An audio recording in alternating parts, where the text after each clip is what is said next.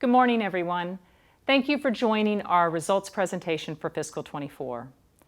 It was a challenging year for both our industry and Diageo as we navigated a volatile operating environment across the globe. It was a year of compounding impacts with inflation and a cautious consumer environment persisting following the extraordinary growth through COVID-19 and the related waves of value chain disruption. I believe these challenges are temporary and the consumer environment will recover over time. At Diageo, we are focused on what we can control. We've navigated volatility before and we will do it again. And we manage this business with a long-term view. We will continue to invest in our fantastic portfolio of brands and diversified footprint to maintain our position as an industry leader in total beverage alcohol, which continues to be an attractive sector with a long runway for growth. We're focused on driving operational excellence with our amazing brands to ensure Diageo is resilient and well-positioned to grow when the consumer environment recovers. Today, I will share the details of our fiscal 24 performance and the deliberate actions we are taking to improve our near-term execution. There are 5 actions I want to highlight. First, we have met our commitment announced at our interim results to improve the inventory position in LAC by the end of this fiscal. In addition, we have validated the robustness of our systems across all markets and are confident that inventories are at appropriate levels for the current consumer environment in our other 4 regions. Second, we are strengthening our consumer insights. By the end of this calendar year, we will have completed the rollout of our proprietary consumer choice framework across markets covering a significant portion of our net sales, deepening our understanding of consumer motivations and occasions. We are realigning our marketing organization into agile brand communities to quickly action against these insights to drive quality growth. Third, we are redeploying our resources to the best growth opportunities through our market growth framework. Fourth, we have stepped up our route to market across several key markets, including our most significant transformation in at least a decade in our U.S. Spirits organization, and I will discuss this in detail later. Finally, we delivered a record year of productivity savings from supply chain activities and marketing, with more to come as we increasingly benefit from savings from our Supply Agility program. We've taken these actions while continuing to invest in the business for the long term. So following my prepared remarks, Lavanya will discuss our financial results in more detail. I will then discuss our outlook for fiscal 25 and address the medium term, and we'll close by reminding you of our strategic priorities that I believe will drive sustainable quality growth. After 3 years of extraordinary top-line growth, growing at a 14.5% CAGR from fiscal 21 to fiscal 23, group organic net sales declined 0.6% in fiscal 24. The main driver was materially weaker performance in LAC, our Latin America and Caribbean region, which makes up 8% of Diageo's organic net sales. Organic net sales in our largest region, North America, or NAM, also declined, reflecting a cautious consumer environment compounded by the impact of lapping inventory replenishment in the prior year. Group organic volume declined by 3.5%, driven by LAC destocking, Africa beer, and NAM. Because many of these impacts were supply chain related, these volume results do not reflect the underlying consumer dynamics nor the runway that we see for future growth. Lavanya will discuss this further. And despite the volatile operating environment across our regions throughout the year, we focused on operational excellence and delivered $700 million in productivity savings, a record year of savings that drove gross margin improvement in the second half. Additionally, I am pleased that we delivered $2.6 billion in free cash flow, driven by strong working capital management while we continue to invest in future growth. We increased our recommended full-year dividend by 5%, which reflects our continued confidence in the long-term potential of our business and our commitment to a progressive dividend policy. Moving on to market share, which is a critical metric in the current operating environment. You may recall that in the first half of fiscal 24, we held or grew share in 30% of our net sales in measured markets. We drove a material improvement in market share in the second half, which demonstrates the underlying consumer strength of our brands. Much of this improvement in the second half of fiscal 24 was driven by our U.S. TBA share performance. More on this shortly. In fiscal 24, we held or grew share in over 75% of net sales value in measured markets. I'm also pleased we're holding or gaining share in almost all of our measured billion-dollar brands globally. My goal is to continue to drive towards our 2030 6% TBA value share ambition. Moving on to regional performance.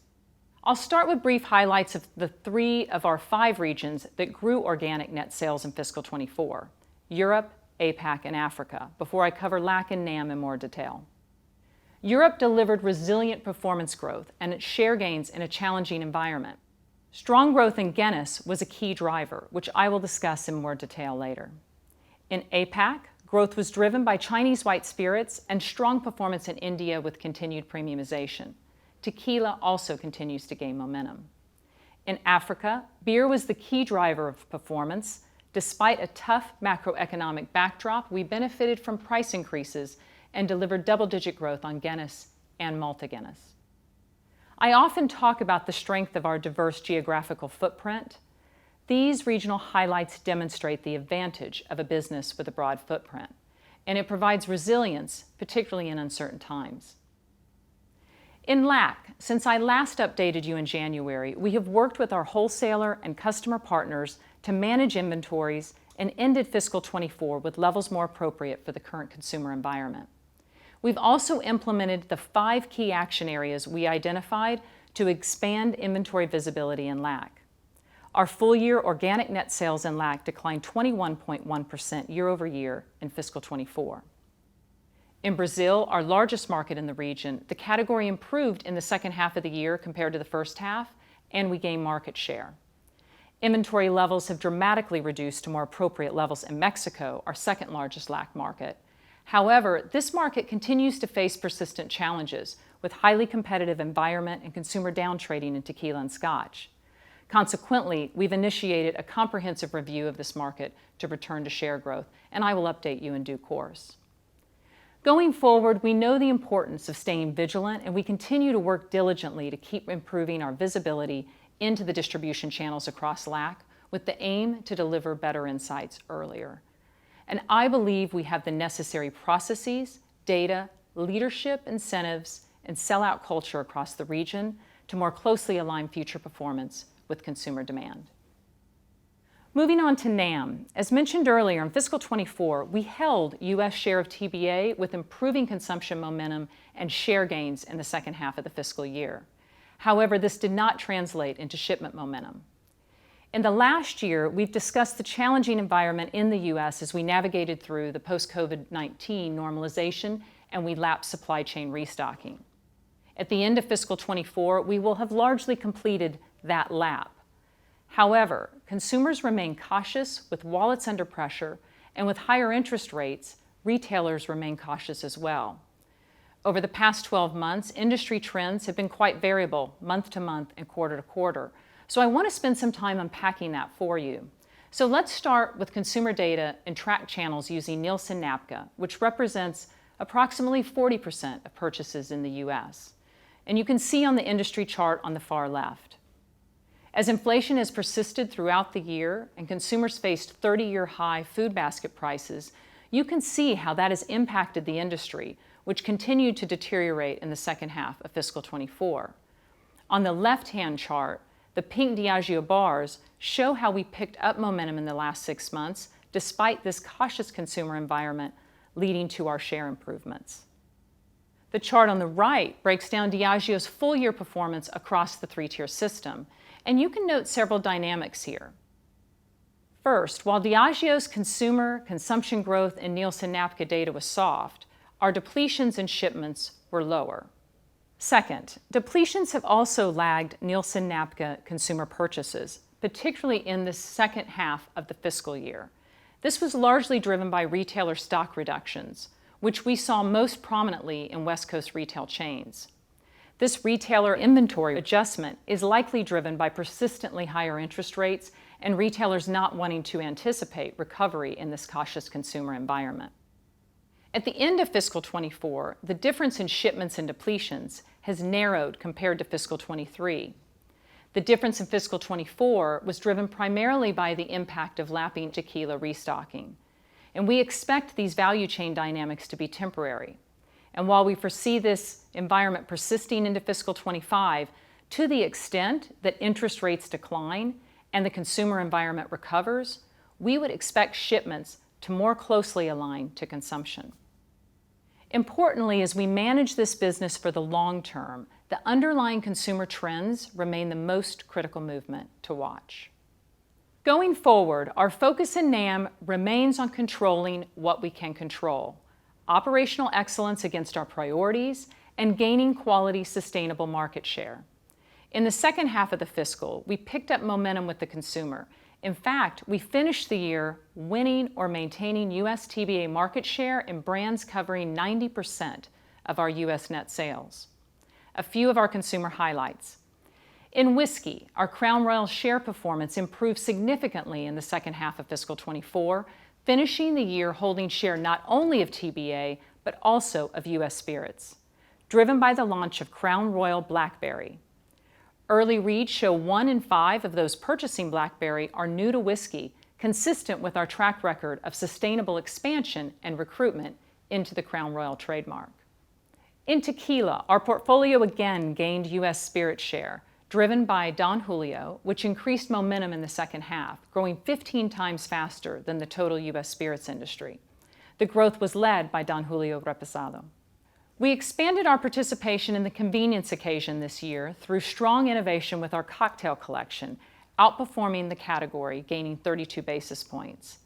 And finally, notably, Guinness outperformed the industry and was the fastest growing imported beer in the U.S. on-trade in the last 12 months, bolstered by the newly launched Lovely Day campaign with longtime brand fan Jason Momoa. But look, while we made good progress in driving share improvement, we also know we have more to do, an opportunity left to fully leverage the power of our amazing diversified portfolio. Casa Amigos is one example. After 4 years of extraordinary growth with a CAGR of over 70% from fiscal 19 to fiscal 23, Casa Amigos organic net sales declined 22% in fiscal 24. This decline was partly caused by the impact of lapping restocking following supply shortages, as depletions were down half of that at -9%. In fiscal 25, we are fully integrating Casa Amigos into our dedicated, transformed distribution network. Casa Amigos has now reached a scale where it will benefit from the full power of Diageo's resources, and we can take our tequila portfolio category leadership to the next level. This is important as the brand remains resilient in the on-premise, where brands in this industry get built. On-premise momentum continues with volume up 5%. More feet on the street will no doubt help this effort. Speaking of our U.S. distributor network and our route to market, as we see changes in growth opportunities, we are optimizing our route to market across our footprint. As we discussed briefly at our capital markets event, I'm excited to share that in the U.S., where we have a track record of pioneering and shaping the route to market, we are making significant changes. Jointly with our 2 largest distributors in the U.S., we are investing to better align our teams and capabilities against what we believe will be the best growth opportunities for the next decade, by category and brand, down to the zip code level. Specifically, we are leveraging our proprietary outlet and zip code level data to identify the highest future growth potential communities and channels for our biggest growth categories, bringing us closer to our consumers and customers at the local level. This includes scaling our people in locations to go after categories with high growth potential, such as whiskey and tequila, while increasing focus on our core brands. We're also building a new Academy of Beverage Leadership to cultivate the next generation of industry expertise within our and our distributor partners' teams. Finally, we have transformed our internal commercial organization to deliver unmatched execution and activations in stores, bars, stadiums, and event spaces. I am confident this transformation strengthens our position as the largest U.S. spirit supplier and leader across key categories. And we are extending this commercial focus to the rest of Diageo too. A few highlights. Last week, we announced that we will be bringing in-house the distribution of all our brands currently distributed by the joint venture Moet Hennessy Diageo in France. This follows our previous update in March 2024, where we outlined our phased approach to transforming our distribution model in France by creating our own in-market company. We are also expanding our organizational structure in Dubai to solidify our leadership in the premium spirits market in Middle East North Africa. We have created a new asset-light model for the Guinness route to market in Nigeria by partnering with a local distribution specialist. This model works alongside our new West Africa spirits-focused organization. Moving on to our largest categories performance, starting with the largest, Scotch. While our Scotch organic net sales performance was heavily impacted by lack inventory reductions, momentum with consumers continued in fiscal 24. We gained category share of Scotch in 9 out of 10 of our largest measured Scotch markets, including the U.S., an improvement from the 7 out of 10 in the first half of the fiscal. Within the Scotch category, we are seeing consumers being somewhat more choiceful, but still staying with an international aspirational brand. For example, in China, Johnnie Walker in the last 6 months is seeing better performance in Black Label, XR15, and 21 than in Blue Label. In India, our Scotch portfolio provides consumers a breadth of price ladder offerings as they continue to premiumize from a lower base. Johnnie Walker led our share growth, driving over half of our Scotch organic net sales. This iconic brand has a proven growth model that brings together luxury, innovation, amazing quality liquid, and a clear mantra to keep walking that is executed at scale around the world. And it's working. Johnnie Walker continues to be the #1 international spirits brand in value in the calendar year 2023 as measured by IWSR. It recently won a prestigious Grand Prix award at the Cannes Lion Festival for our campaign in Brazil. And in the on-trade, it is now the top trending, top-selling Scotch in the world's top 100 bars. Our focus for fiscal 25 is to continue to build on Johnnie Walker's success and share gains while building on our opportunity in single malts, where we are underdeveloped, led by the Singleton as our #1 priority malt brand. In tequila, the global rollout has continued at pace through fiscal 24. We drove almost 12% organic net sales growth in markets outside NAM and LAC, leading to substantial market share gains across Europe, India, Africa, and global travel. Don Julio was the #1 selling tequila at London Heathrow throughout most of the last 12 months, and it's now in nearly 60 countries. Casa Amigos is in 30 countries with double-digit sales growth in Europe. Increased investment to these brands to support the global rollout is amplified by our excellent marketing and brand building at scale. For example, Don Julio at the Oscars and Super Bowl, which if you haven't already seen the videos, I highly recommend. I also continue to be excited about the ongoing potential for tequila in the U.S. and across the rest of our footprint, because tequila remains the fastest growing scale spirits category, and Diageo continues to maintain its global tequila leadership by value. Guinness delivered another year of very strong performance in fiscal 24, plus 15% organic net sales growth, a testament to its continuing broad appeal. We held or grew share in our top 3 markets for Guinness, US, Great Britain, and Ireland, and the momentum that we have with Guinness continues to recruit and expand our consumer base. In Great Britain, consumption among women rose by 27% from fiscal 22 to fiscal 23. One significant way we recruited more Guinness consumers in Great Britain was tapping into consumer passion for the brand, inviting them to partner with us to co-create content and shape the brand through our community-first marketing model. You can see an example of this in the social media on the slide. Looking ahead, we are expanding Guinness further through our global football partnership with the Premier League. We have a proven model for activating at scale with Guinness in sports through our successful Six Nations rugby relationship and see a tremendous opportunity worldwide. We've also recently made significant commitments to ensure future supply. Our €100 million investment to decarbonize our historic St. James's Gate site will accelerate progress toward our net zero carbon goals and transform energy and water consumption, with the aim of making the site one of the most efficient breweries in the world by 2030. In addition, Guinness 0.0 doubled in net sales in fiscal 24 in Europe, with GB and Ireland accounting for around 70% of Guinness 0.0 global sales. We are investing to increase our capacity to supply Guinness 0.0 in response to the consumer trends of moderation and duality. Consumers who want to drink less and consumers who want to drink alcohol on some occasions but choose not to on others. In fiscal 24, I set up a review of our ESG strategy, and as a result, we have simplified and prioritized the goals that form our Spirit of Progress plan. This has allowed us to prioritize the areas that are most material to the business, including reducing the harmful use of alcohol, combating water stress, and the impact of climate change. This means we will be accelerating our work advocating for responsible alcohol consumption and water replenishment activities in the communities in which we operate. These are not only the right things to do for our people, consumers, and communities, but also critical for our business.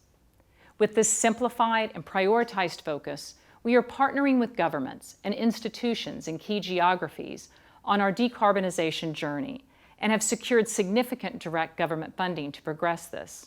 In the U.S., for example, the Department of Energy selected Diageo for a grant to support the installation of heat batteries and solar energy generation at 2 of our sites.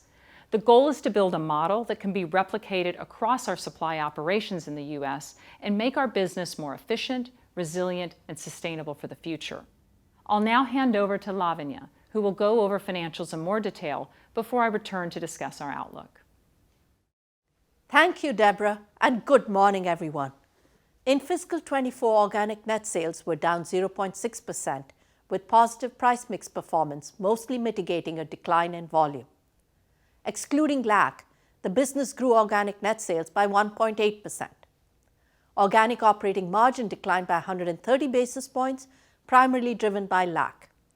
Excluding LAC, organic operating margin was down 56 basis points, driven mostly by investments in digital capabilities and, as Debra mentioned, in further strengthening our route-to-market capabilities, primarily in the U.S.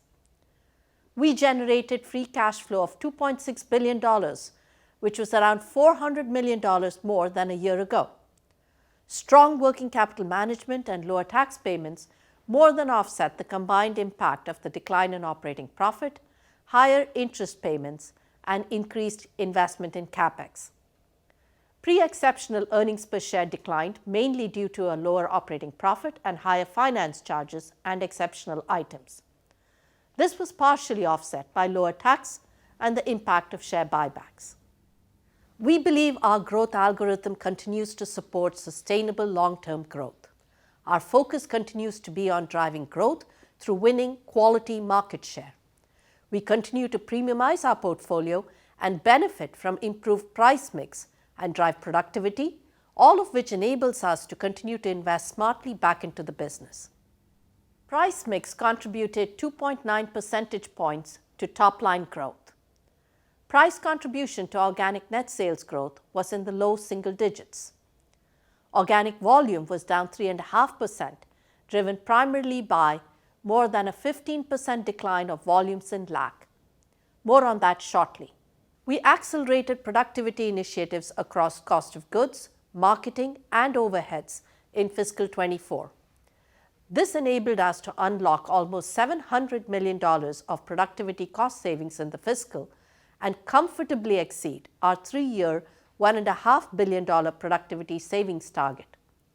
Marketing productivity and smart investment choices allowed us to invest A&P on key growth opportunities and hold our overall A&P investment levels flat for the year.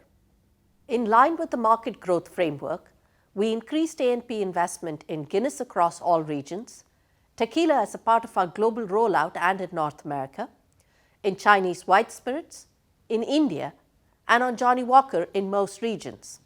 Now, to look further at volume. Our volume declined by 8.3 million equivalent units in fiscal 24. The decline was driven by specific challenges in LAC, North America, and in Africa, with otherwise stable volume in the rest of the world. Almost half of the volume decrease is related to the actions taken to normalize inventory to levels more appropriate for the consumer environment in LAC. In North America, volume declined by 2.3 million equivalent units. Africa, volume decline was mainly driven by the cautious consumer environment in the US, with the rest from retailer destocking and lapping the supply chain normalization in the prior year. These headwinds more than offset the gains from improving market share performance over recent months. And as you can see, price mix has returned to pre-COVID-19 levels. In Africa, in light of significant devaluation, we protected margins with strategic price increases. The volume decline here was a result of these pricing actions. In Europe, just over 75% of the volume decline was due to the lapping of final sale of inventories in Russia. Excluding this, Europe volume was marginally down versus last year due to softness in spirits. APAC volume grew with strong growth in India and Chinese white spirits, partially offset by Southeast Asia and Australia. All of this gives us confidence that volume will recover when the consumer environment improves. I'll go into more details on the drivers of price mix shortly. And now, looking at our results at a category level. Our beer business delivered 14% organic net sales growth with 5% volume growth. Our organic net sales growth was primarily driven by continued momentum in Guinness, which grew 15%, and strong double-digit growth in Malta and Senator in Africa. Chinese white spirits organic net sales grew 27%, lapping a 14% decline due to COVID-19 restrictions in the prior year. Other whiskey delivered strong organic net sales growth, fueled by Bulleit, McDowell's No. 1, Royal Challenge, and the successful launch of Buchanan's Pineapple in North America. Our Scotch and Tequila performance was significantly impacted by the weak performance in LAC. Scotch organic net sales growth was also negatively impacted by North America and the lapping of the final sale of inventories in Russia in fiscal 23. Scotch grew 11% in India with strong growth of Black and White and Johnnie Walker. Tequila organic net sales were down 7%, driven by LAC and the lapping of inventory replenishment in North America, partially offset by the benefit from the global rollout of the category. We are confident that premiumization continues to be a tailwind for the spirits category, although this may not be immediately apparent from Diageo's numbers, as our Super Premium Plus price tiers showed weaker performance in fiscal 24. I'll touch on this shortly. The breadth of price points across our portfolio provides resilience and the ability to capture consumer demand despite these economic pressures. With the exception of Super Premium Plus, each of our price tiers grew organic net sales in fiscal 24. The value tier saw particularly high growth driven by the strong performance of beer in Africa and other whiskey in India. The premium tier growth was impacted by LAC. Excluding LAC, this tier grew 3.7%. We can see that the decline in Super Premium Plus was also driven predominantly by LAC and by North America. The NAM decline in shipments reflects the impact of lapping the replenishment of US spirits inventory levels in fiscal 23. However, when we look at the consumer purchasing data, as shown on the right, we can see that consumption of super premium spirits is ahead of Diageo shipments in the US. Nielsen and NABCA data shows that more than 100% of core spirits category growth in the industry came from Super Premium Plus spirits in the fiscal. In rest of world, our Super Premium Plus organic net sales growth was 2.9%, reinforcing the continuing premiumization in other markets. We continue to strengthen our revenue growth management capabilities, which are key in driving sustainable growth across volume, price, and mix. We made surgical, smart price increases supported by choiceful A&P investments across brands. Let me share 2 examples of this. In Great Britain, we increased our marketing investment for Guinness by 14%, smartly managed pricing corridors, and drove volume growth of 18%. In Southern Europe, Johnnie Walker volume increased by 5%, whilst organic net sales grew by 7%. Importantly, in each of these examples, we drove RGM while also gaining share for these brands. With our culture of everyday efficiency, we have delivered strong productivity benefits year after year. Fiscal 24 was the third consecutive year when productivity and price combined offset the absolute impact of cost of goods inflation. In fiscal 24, we delivered productivity savings of $695 million across cost of goods, marketing, and overhead spend buckets. The productivity on cost of goods was across the end-to-end supply chain. We renegotiated contracts on key materials such as glass, labels, and grain-neutral spirits, and drove savings in logistics by renegotiating key ocean freight contracts. Across our manufacturing sites, we reduced waste and drove savings via labor optimization and automation. In addition, we started to see the benefits from our 5-year supply chain agility program announced at the end of fiscal 22. Marketing and overheads also drove a material contribution to productivity. Over the 3-year period of fiscal 22 to fiscal 24, we delivered $1.7 billion of productivity savings, exceeding our target of $1.5 billion.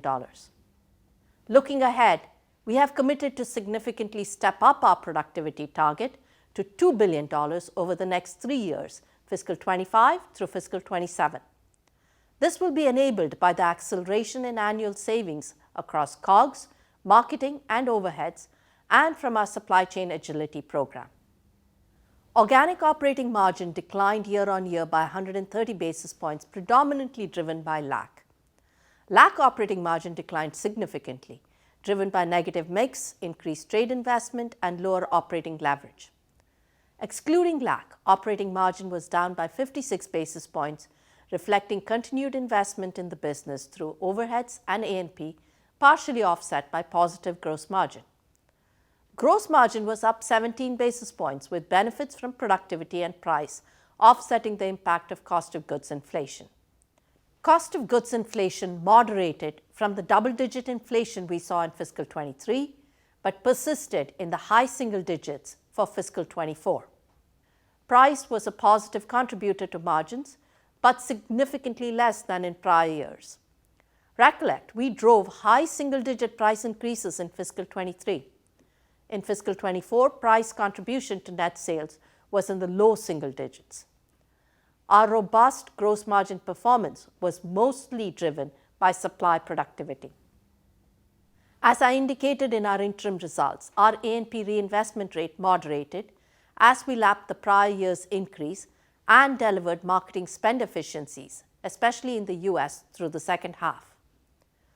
We use a disciplined approach to deploy A&P investment to target opportunities for long-term sustainable growth and strong ROI. Through fiscal 24, we focused investments on tequila both in the US and globally, and on Guinness, Chinese white spirits, and India. We continue to be disciplined in our approach to managing overheads. Even in a tough year, we are committed to invest for long-term sustainable growth. In fiscal 24, our investments have included investing in our strategic capabilities, including digital, and strengthening our route to market, primarily in the US. Basic earnings per share before exceptional items declined 8.6% from 196.5 cents to 179.6 cents, primarily driven by weaker operating profit performance compared to fiscal 23, partially offset by a lower tax charge. Higher interest charges also negatively impacted EPS. Current higher interest rates impact our overall effective interest rate in 2 ways. First, they directly impact our floating debt portfolio. Second, interest rates on new debt issuances are higher relative to the maturing debt they replace, which was issued at lower historical rates. Free cash flow increased despite lower operating profits and higher interest payments. This growth was primarily driven by our strong working capital management, almost entirely driven by inventory reductions. In recent years, we increased inventory by over 20% to navigate COVID-19 related supply disruptions. Through fiscal 24, we actively reduced this back to fiscal 19 levels. The improvement was enabled by recently implemented data analytics solutions and improved stock management processes. We also benefited from lapping one-off tax payments made in fiscal 23. And remember, we continue to invest in maturing stock and CapEx to support future business growth. CapEx spend increased in line with our long-term reinvestment strategy and in line with guidance for the year. Moving on to foreign exchange. The impacts of foreign exchange movements were slightly negative on operating profit and significantly more adverse on net sales. Translation exchange negatively impacted both net sales and operating profit. The exchange loss was driven by emerging market currencies, mainly the Nigerian naira, the Turkish lira, and the Kenyan shilling, partially offset by gains on the British pound and the euro. The transaction benefit was mostly due to favorable hedged rates on the British pound and the Mexican peso, mostly offset by the Nigerian naira. We hedge our transactional foreign exchange on a rolling basis for our major currency exposures. This strategy results in foreign exchange rates that reflect the average of our hedging positions built over time. In our interim results, we shared a view on the potential full-year foreign exchange impact for fiscal 24 based on hedged rates and other exposures, assuming the spot rates on 31st December 2023. Exchange rate changes of the Nigerian naira, the Turkish lira, and the Ghanaian cedi drove the difference from our expectations in our interim results to the fiscal year close. We completed the fiscal year with our leverage ratio at 3 times, in line with our target range of 2.5 to 3 times, reflecting higher debt, lower year-on-year profit, and strong working capital management. Our net finance charges increased by $173 million year-on-year, reflecting the higher interest rate environment. Our effective interest rate at 4.3% is in line with the guidance we shared in January. Looking ahead to fiscal 25, I expect our effective interest rate to be broadly flat year-on-year, given current market conditions. We remain committed to our target leverage range, and I am conscious that we have reported our leverage ratio at the top of the range. We will make the right decisions to support the long-term growth of the business, aligned to our long-standing track record of maintaining our disciplined approach to capital allocation and our target leverage range. So our consistent and disciplined approach to capital allocation is unchanged. I just talked about how we manage our balance sheet guided by our leverage ratio policy, and we will always make decisions to support the long-term growth of the business. Our first priority is to invest in sustainable organic growth through CapEx, marketing spend, overhead supporting strategic initiatives, and investment in maturing stock. Next, we have a progressive dividend policy, and we have increased our dividend for 25 years.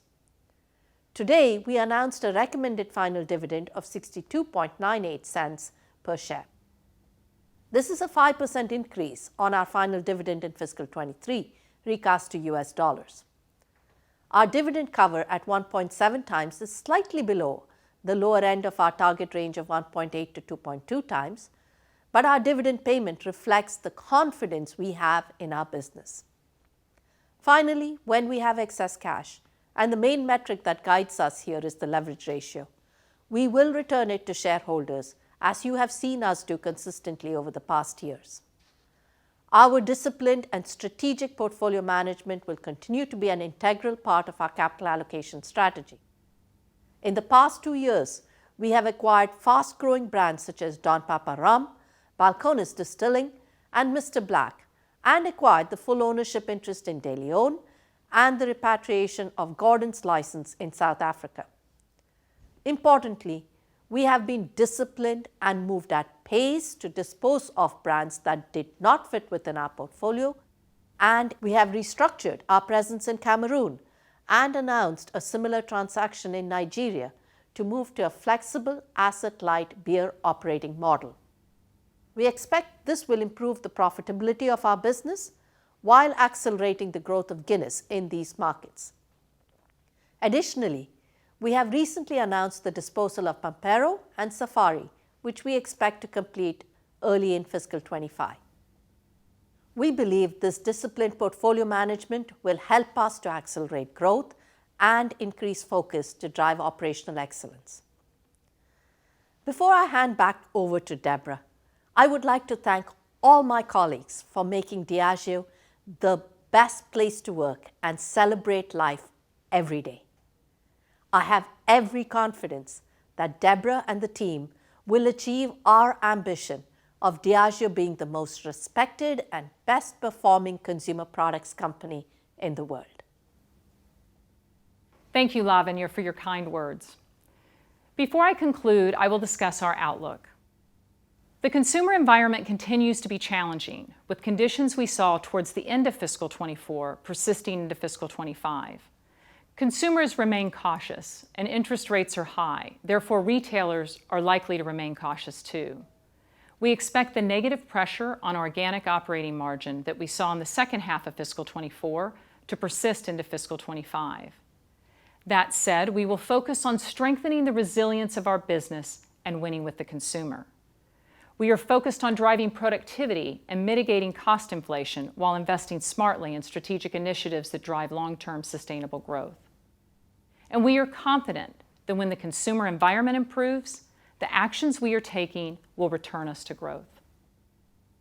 As for medium-term expectations, recall that after 3 years of extraordinary top-line growth with 14.5% CAGR from fiscal 21 to fiscal 23, Diageo and our industry are experiencing a period of normalization following the COVID-19 supercycle.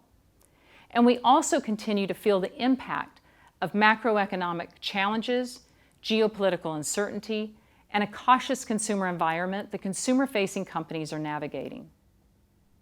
But we remain confident in the long-term fundamentals of TBA and our position within it.